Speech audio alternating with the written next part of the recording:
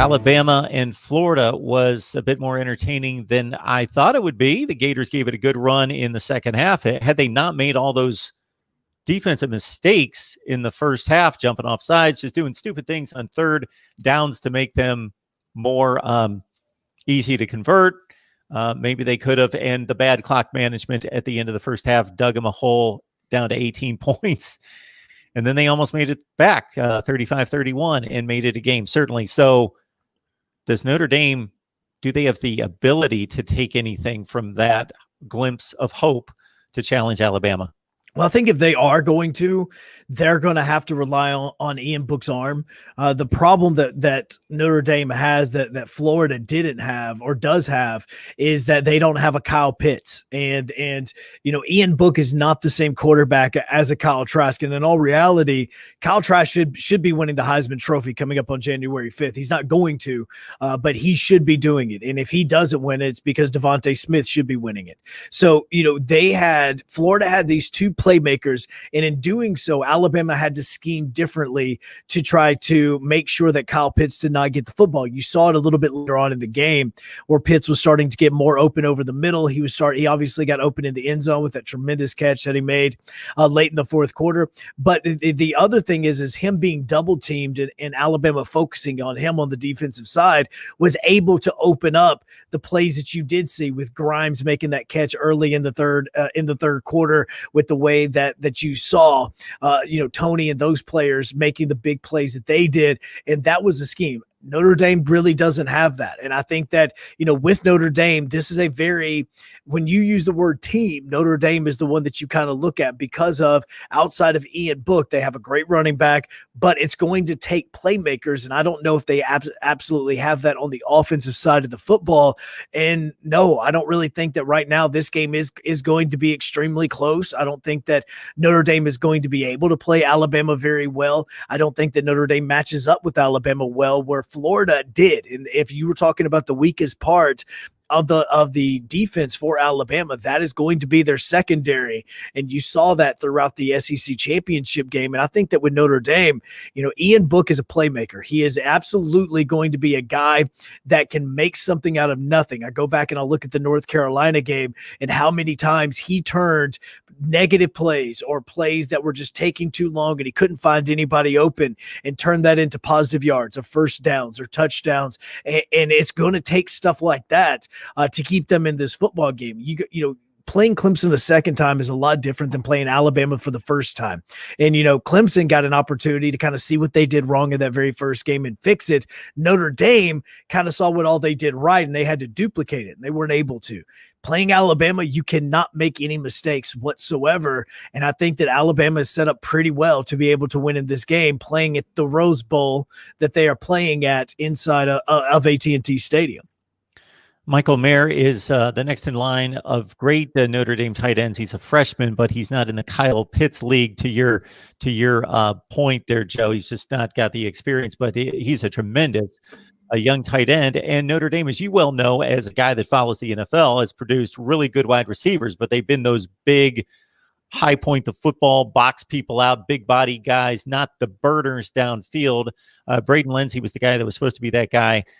This particular season, he's been banged up by injuries, hasn't played much, but Notre Dame's been trying to extend the field and get that kind of wide receiver in on campus, and they're just getting there now, but probably not that kind of take the top off the defense kind of guy to stretch out Alabama. Notre Dame and Alabama, of course, the first game of two of the doubleheader in the playoffs. So, Joe, did you have a strong opinion about the fourth spot? Because I basically felt as though Notre Dame and Texas A&M had very comparable seasons, records, resumes, the whole deal. I didn't like that one got left out, but I didn't disagree with Notre Dame. No, personally, I believe that Texas A&M should have been. Honestly, I would have even made an argument that Florida should have been in over Notre Dame and definitely over Ohio State.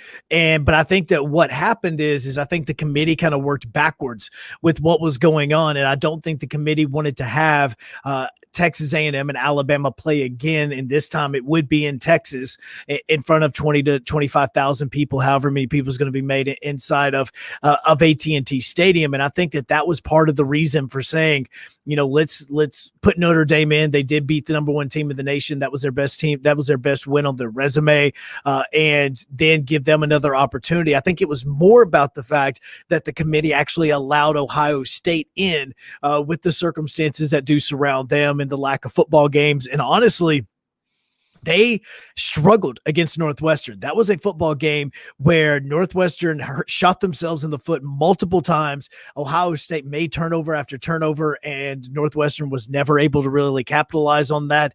Ohio State eventually took that game over in the second half, but Northwestern had its opportunities to win that game, and they ended up not doing so. And I really do believe that Ohio State should have been the one that was left out. And I think that it should have been more like Notre Dame playing Alabama and Texas A&M playing Clemson. But in that reasoning, you wouldn't have had a way to say, look, we don't want Texas A&M and Alabama playing again, so we're going to have to put Texas A&M at number 3 where they play Clemson and Notre Dame plays Alabama. I think that it was more about Ohio State getting in than having Notre Dame and Clemson play for a second straight time and a third time this football season. I think that's the reason why the committee went the direction that they did.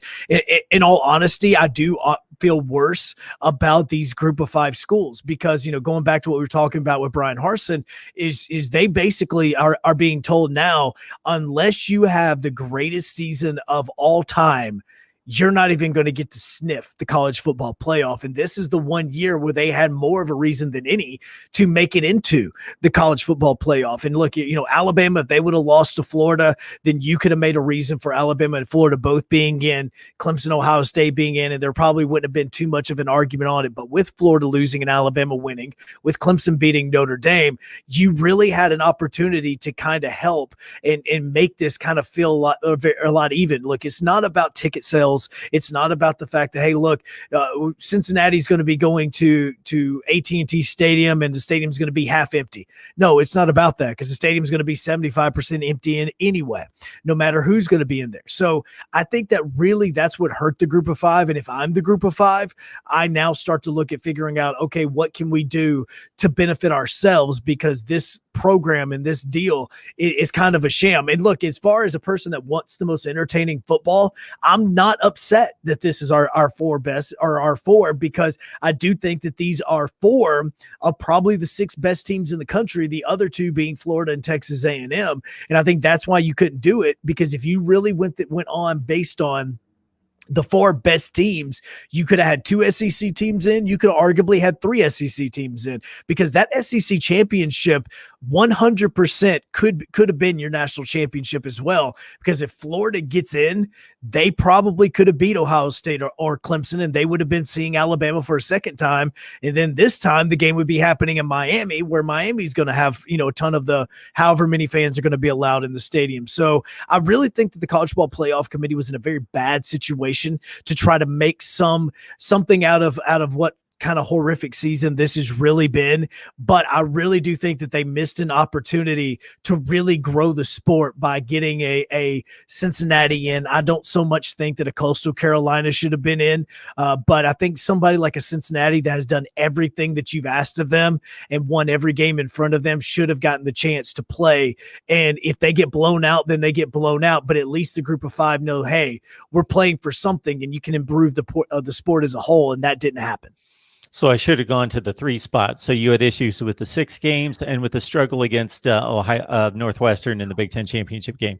Well, I think that Ohio State just look, as far as talent is concerned, if you are going by the eye test, absolutely you can put Ohio State in, because that's the only thing that you really have to go by with the Ohio State Buckeyes. Justin Fields has not had a great, an amazing football season. He has thrown, some interceptions that he probably shouldn't have. I don't even look at the Indiana game as one to go back and go, okay, look, they struggled against Indiana. But the thing is that with this football team, I applaud Ohio State for everything that they've done for college football to at least get the Big Ten back into starting this season. But what I think is happening is the Big Ten is kind of being rewarded for, making as many screw ups as they possibly can. And that's what's happened is they continued to screw it up. They didn't want the football season. And then you had a gigantic uproar from the football players, just like at Auburn when Kevin Steele was being rumored to be the next head coach, and the Auburn fans put out a humongous hashtag of "Stop the Steele, Stop Steele," and it eventually got the board of trustees and the boosters to change their mind about him becoming the next head coach. That was a very ground roots effort that took place at Ohio State to even get the college football season going. And I think that I understand that what their part was in this football season, even getting off the ground. But at the same time, they haven't done really anything or played a team or two teams that really shows that they are one of the four best teams in the country. And this is purely on the eye test. And it is. And unfortunately, with the eye test, you're also hurting half of your football teams, because now the group of fives are basically checked out. They know that you're never going to give them anything. And so now they're going to want change, or they're going to want to have their own group of five conference champion, or group of five national championship, or something along those lines. And that's going to take away from the sport and the idea that anybody can get into the college football playoff, because there is no opportunity for them. Well, I'd say on one hand, there's no question that Ohio State was given a pass that Clemson and Alabama probably would be given too, based on the eye test that, the AP and the coaches poll, I think at 2-0 ranked them third or fourth in the country, like that.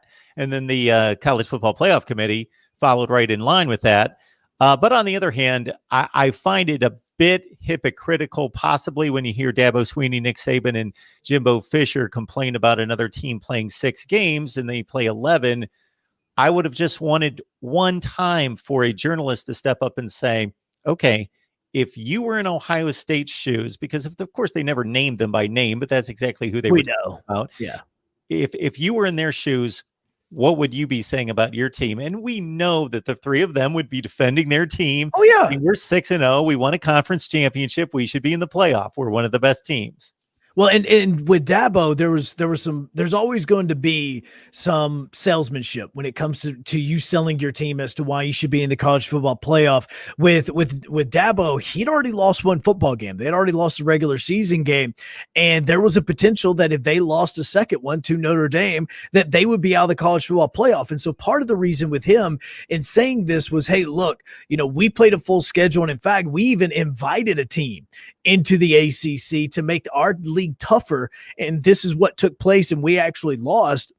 And if we were to lose again, then we should still be able to be in before Ohio State is, who has only played 5 football games, and their conference has made some of these most asinine and ridiculous rules that they even have now realized are totally idiotic, and they've went back on those. And that's the way that we should do it. You should look at the Commissioner Sankey interview that he did on College Game Day a few weeks ago, where he was basically taking shots at the Big Ten without specifically saying them, because he started talking about how many different games the SEC has moved around to make sure that all of their games got played except for one, which was Texas A&M versus Ole Miss. It's the only SEC game that has not happened this football season inside the SEC, and where the Big Ten, on the other hand, has canceled game after game after game and made teams, not make any real adjustments for these football teams. And, their COVID rules of 21 days and everything that they were doing was just absolutely asinine itself. And I think those were all the shots that were taken towards the Big Ten of like, look, you guys don't deserve this. And yes, there is a lot of this that is money driven, because with college football playoff comes an amount of money that the SEC as a whole will get. If they get 2 teams in, then they get that money. Same thing happens for the ACC. They get 2 teams in, they get twice the money that they normally would by getting 1 team into the college football playoff. So yes, there is absolutely a financial side of this. And in a year 2020, where every single university in college football is going to be losing money because of how much they've been affected by COVID-19, then they're absolutely going to try to get as much as they possibly can. And through all of this, nobody's mentioned the Pac-12, because that is such a bad conference. They don't have a single leg to stand on as to why they should be there. They just kind of sat back and said, yeah, you guys just go ahead and argue, because we have nobody that we can even make the argument for. That one team would have been USC, and they lost in the Pac-12 championship game. Yeah, the only thing I'll say about Jimbo Fisher's argument as well that's kind of amusing is that if he's looking at games played, okay, Ohio State played 6, his team played 9, Notre Dame, Alabama, Clemson, those teams played 11. So 11 to 9, 9 to 6. He played 2 less than those teams. Are they complaining about him? as much as he's complaining about the 6 to 9, what's the magic number of games?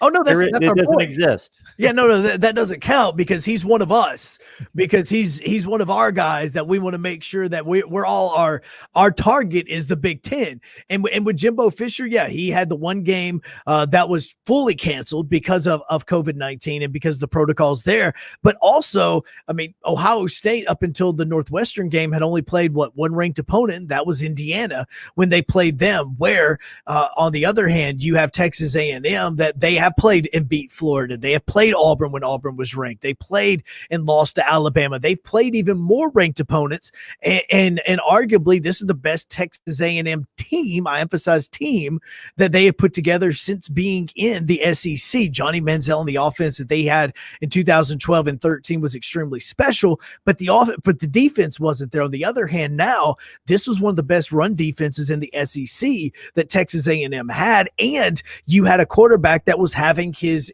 kind of swan song amazing football season and what Kellen Mond has doing. And now you can kind of see what Jimbo Fisher is starting to build at Texas A&M, and you can look at the recruiting rankings, and that's going to be an extremely important part of this. And another reason why you go back to what Auburn has done with hiring Brian Harsin is Auburn is behind a major wall, because now they're not only behind Alabama and LSU in recruiting, they're also behind Texas A&M, and that's just in their own division. And so these schools, especially Texas A&M, are just skyrocketing up the recruiting rankings because they are getting the facilities and they are getting the support needed to build the program that they have always envisioned. And Texas A&M is finally getting that. And it's now no longer even about the University of Texas, because the Longhorn University is not even in their vision anymore, because they are now trying to play for a college football playoff spot, not trying to be the number one team in the state of Texas, because they already are. And when it all shakes out, though, Ohio State beats 2 top 15 teams and Texas A&M beats 1. Yep. You can shake this out a number of ways. Yep. Joe Hunk, 97.7 ESPN The Zone. Joe, it's always a good time. Always learn a lot and enjoy having you on. I absolutely appreciate it, and I promise you it's going to get even weirder now with Brian Harsin as the head coach at Auburn, because it is a new day in Auburn, and one day we'll get to talk about everything that took place with this coaching hire.